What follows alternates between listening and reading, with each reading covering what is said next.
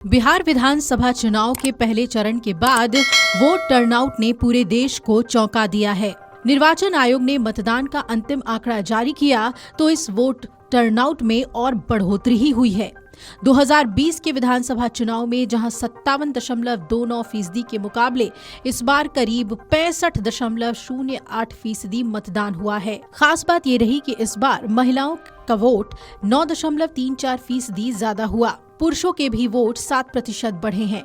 इन सब के बीच कुछ ऐसे आंकड़े भी हैं जो चौंकाने वाले हैं।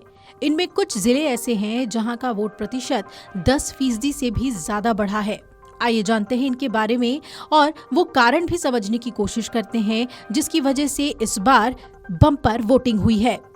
निर्वाचन आयोग की ओर से जारी आंकड़ों के मुताबिक सबसे ज्यादा मुजफ्फरपुर जिले के मतदाताओं ने इस बार वोट किया है। यहां पर 71.41% मतदान हुआ है। खास बात यह भी है कि 2020 के विधानसभा चुनाव के मुकाबले इस बार 13.2% वोटिंग हुई है। वहीं सबसे कम वोटिंग राजधानी पटना में हुई। इस बार 58.40% वोटिंग पटना में हुई है।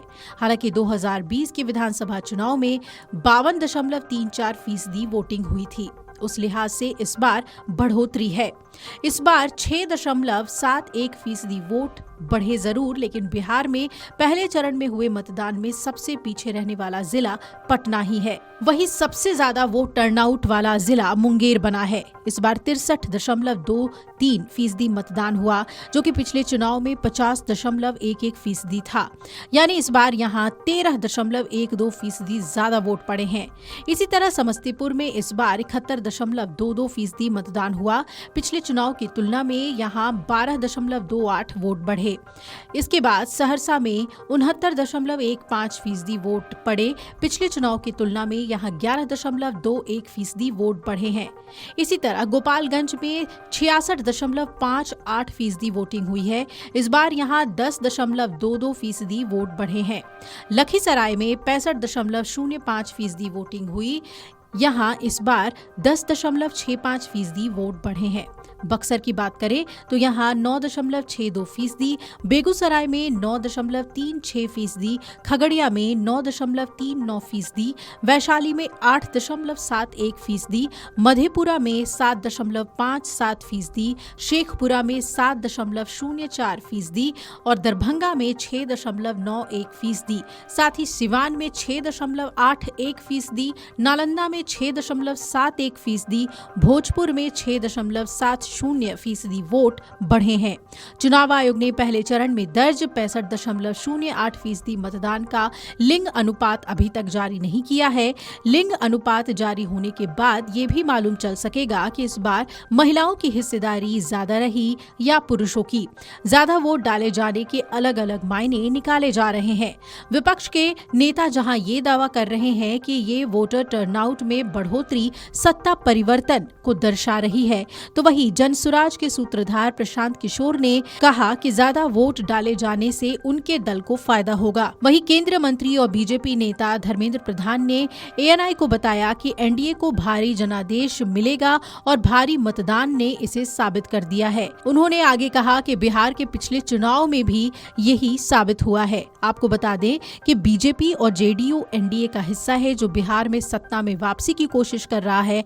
इस बार बिहार चुनाव छठ पूजा के दौरान आए हैं और पलायन, रोजगार जैसे मुद्दे चुनाव में हावी रहे। बिहार के ज्यादातर लोग बिहार से दूर नौकरी करने जाते हैं। त्योहार के दौरान मतदान होने पर लोग बिहार में ही रुक गए और इस वजह से भी वोट ज्यादा डाले गए। वहीं युवाओं ने भी इस बार बढ़ चढ़कर मतदान में हिस्सा लिया। बिहार में वोट प्रतिशत में बढ़ोतरी को स्पेशल इंटेंसिव रिवीजन यानी एसआईआर से भी जोड़कर देखा जा रहा है। कई एक्सपर्ट्स ये मान रहे हैं कि एसआईआर के कारण ऐसे मतदाताओं के नाम वोटर लिस्ट से हटा दिए गए जो हकीकत में है ही नहीं। एसआईआर के बाद बिहार पहला ऐसा राज्य है जहां चुनाव हो रहा है। राज्य में वोटर लिस्ट के स्पेशल इंटेंसिव रिवीजन के तहत मतदाताओं की संख्या में कमी आई है। वोटर पिछले चुनाव के मुकाबले कम होने से भी मतदान प्रतिशत बढ़ा हुआ दिख सकता है। एसआईआर के तहत बिहार की अंतिम मतदाता सूची में से करीब 65 लाख वोटर्स के नाम हटा दिए गए थे। दूसरी तरफ ये क्रेडिट महिलाओं की लंबी लंबी कतारों को भी दिया जा रहा है। नीतीश कुमार के महिलाओं के खाते में 10,000 रुपए की राशि डाले जाने को मास्टर स्ट्रोक बताया जा रहा है। लेकिन प्रशांत किशोर जैसे नेता इस वोटर टर्नआउट के लिए युवाओं और प्रवासी मजदूरों को क्रेडिट दे रहे हैं। इस पर आकलन आगे भी आते रहेंगे और देखना है कि दूसरे चरण में भी क्या ऐसे ही बम्पर वोटिंग होती है। Video desk amarujala.com। अगर आप ये वीडियो YouTube पर देख रहे हैं तो हमारे चैनल को सब्सक्राइब कर बेल आइकन दबाएं और Facebook पर देख रहे हैं तो हमारे पेज को लाइक करें।